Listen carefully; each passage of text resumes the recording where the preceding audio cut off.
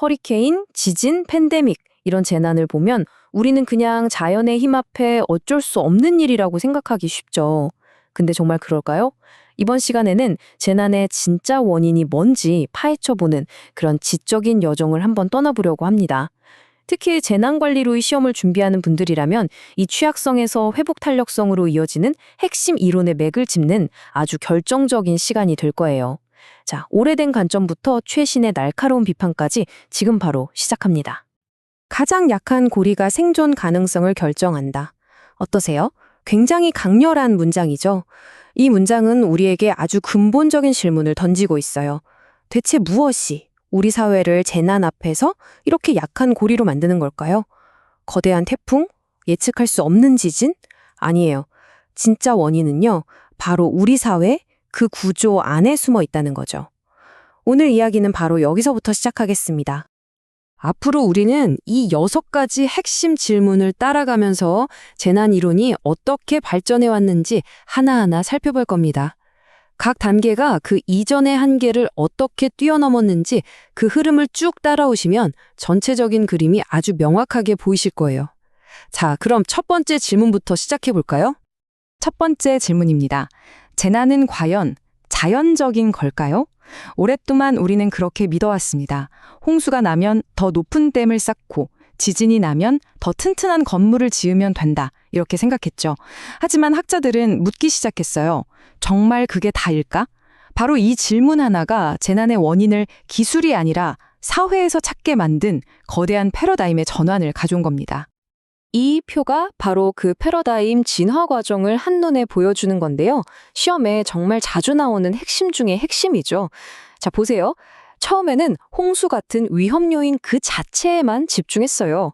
그러다가 개인의 리스크 관리로 시선이 옮겨가더니 마침내 재난은 사회가 만들어낸 취약성의 문제다라는 혁명적인 인식이 등장합니다. 그리고 현재는 이 모든 걸 하나의 연결된 복잡계로 보고 있죠. 재난이라는 현상에서 그것을 겪는 사람과 사회로 초점이 이동하는 이 거대한 흐름, 확실히 느껴지시죠? 네, 맞습니다. 바로 이 취약성이라는 개념이 재난 연구의 판도를 완전히 뒤집어 놓았어요. 재난이 터진 후가 아니라 터지기 전에 이미 존재했던 사회적 조건에 주목하게 만든 거죠. 왜 똑같은 태풍이 덮쳐도 어떤 동네는 멀쩡하고 어떤 동네는 완전히 초토화되는 걸까? 그 근본적인 질문에 대한 답을 바로 여기서 찾기 시작한 겁니다. 정의를 한번 자세히 보시죠. 핵심은 이겁니다. 취약성은 그냥 운명이 아니에요. 가난, 차별, 부패한 정치 같은 사회적인 요인들이 사람들을 재난 앞에서 더 약하게 만드는 겁니다. 즉, 사회적으로 구성된다는 거죠. 박사과정 논문이나 시험에서 이 사회적 구성이라는 키워드는 절대 놓치시면 안 됩니다. 이 호두까기 비유는 취약성이 어떻게 작동하는지를 정말 기가 막히게 보여줘요. 보세요. 한쪽에서는 가난이나 불평등 같은 거대한 사회 구조가 서서히 우리를 꽉 짓누르고 있고요. 다른 한쪽에서는 홍수나 지진 같은 외부 충격이 갑자기 쾅 하고 덮치는 겁니다. 그 사이에 낀 사람들은 어떻게 될까요? 그렇죠. 호두처럼 속수무책으로 부서질 수밖에 없는 거죠. 이처럼 보이지 않는 압력과 갑작스러운 사건이 만날 때 재난이 발생한다. 이게 바로 압력 및 완화 모델의 핵심입니다. 그런데 여기서 중요한 질문이 하나 생기죠. 그럼 사람들은 그냥 당하기만 하는 존재인가? 취약성만 계속 이야기하면 사람들을 무력한 피해자로만 볼 위험이 있거든요. 그래서 등장한 개념이 바로 역량입니다.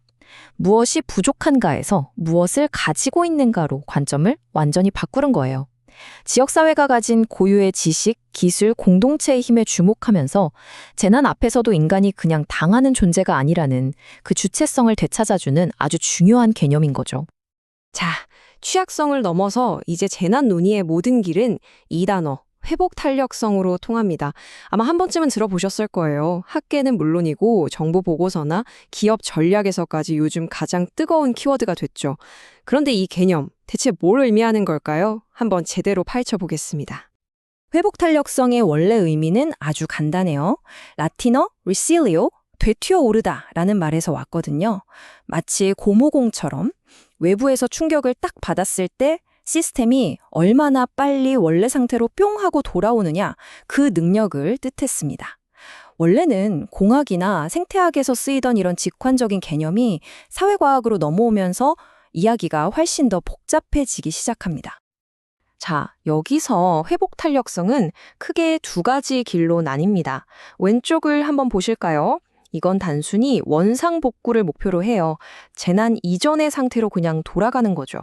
하지만 오른쪽은 완전히 다릅니다. 재난을 배움의 기회로 삼아서 더 나은 상태로 나아가는 거예요. 기존의 문제를 해결하고 더 강한 사회를 만드는 거죠. 빌드백이냐 아니면 빌드백 베터냐, 이 둘의 차이를 이해하는 게 회복 탄력성 논의의 핵심이라고 할 수 있습니다. 자, 그런데 여기서부터 분석이 정말 날카로워집니다. 회복 탄력성, 말만 들으면 무조건 좋은 것 같잖아요. 과연 그럴까요? 지금부터 우리는 이 빛나는 개념 뒤에 숨겨진 정치학을 들여다볼 겁니다. 회복 탄력성은 과연 누구를 위한 것인지 그 비판적인 검토를 지금부터 시작합니다.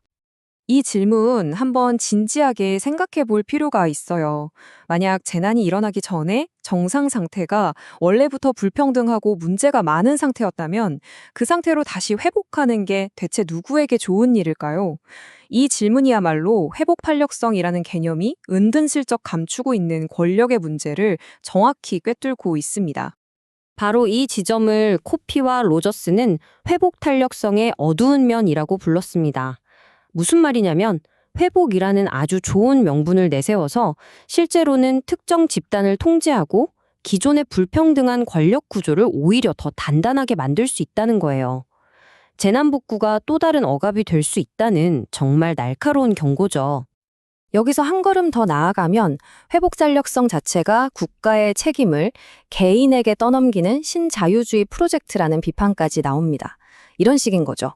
기후변화 같은 구조적인 원인은 우리가 어떻게 할 수 없으니 그냥 개개인이 알아서 더 강해지고 잘 적응해서 살아남으세요 라고 말하는 것과 같아요. 재난의 진짜 원인에 대한 정치적인 책임을 묻는 대신에 이걸 개인의 적응 능력 문제로 실적 바꿔버린다는 거죠. 시험에서 아주 비판적으로 다뤄야 할 중요한 이론입니다. 자, 지금까지의 논의는 주로 특정 지역이나 국가에 초점을 맞췄잖아요. 그런데 이제는 그 판 자체를 완전히 바꿔버린 힘, 바로 세계화에 대해 이야기해야 합니다. 세계화는 우리가 지금까지 이야기한 취약성과 회복 탄력성이라는 게임의 규칙 자체를 어떻게 바꾸어 놓았을까요? 세계화가 재난에 미치는 영향을 이 네 가지로 나눠볼 수 있어요. 첫째, 모든 것이 거미줄처럼 연결되면서 금융위기나 바이러스 같은 충격이 순식간에 전 세계로 퍼져나갑니다. 둘째, 그 전파 속도는 우리의 대응 능력을 가뿐히 앞질러 버리죠. 셋째, 이제 지역의 작은 문제가 곧바로 전 지구적 규모의 문제가 됩니다. 마지막으로 역설적이게도 해결책은 점점 획일화되면서 지역의 고유한 지혜, 즉 다양성은 점점 사라지고 있어요. 이 네 가지가 만나서 어떤 결과를 낳는지 다음 사례를 한번 보시죠. 이 고무나무 이야기가 정말 기가 막힌데요. 브라질의 곰팡이를 피하려고 했던 작은 결정이 아시아의 경제 지도를 바꾸고 그 결과 미국에 새로운 질병을 퍼뜨리는 나비 효과를 낳을 줄 누가 알았겠어요? 아마존의 숲과 미국의 어느 뒷마당이 보이지 않는 끈으로 이렇게 연결되어 있었던 겁니다. 이것이 바로 우리가 지금 마주한 복잡하게 얽히고 설킨 세계화된 리스크의 현실입니다. 자, 이제 모든 논의를 종합해서 마지막, 그리고 가장 근본적인 질문 앞에 섰습니다. 재난이 모든 것을 휩쓸고 간 그 폐허 위에서 우리는 무엇을 목표로 삼아야 할까요? 단순히 이전으로 돌아가는 회복일까요? 아니면 이 기회에 모든 것을 근본적으로 바꾸는 변혁일까요? 이것이야말로 재난 복구의 가장 궁극적인 질문이라고 할 수 있습니다. 이 둘의 차이는 아주 명확합니다. 왼쪽의 회복은 익숙했던 옛집으로 돌아가는 것과 같아요. 기존의 질서 안에서 어떻게든 안정을 되찾는 게 목표죠. 하지만 오른쪽의 변혁은 아예 새로운 도시를 설계하는 것과 같습니다.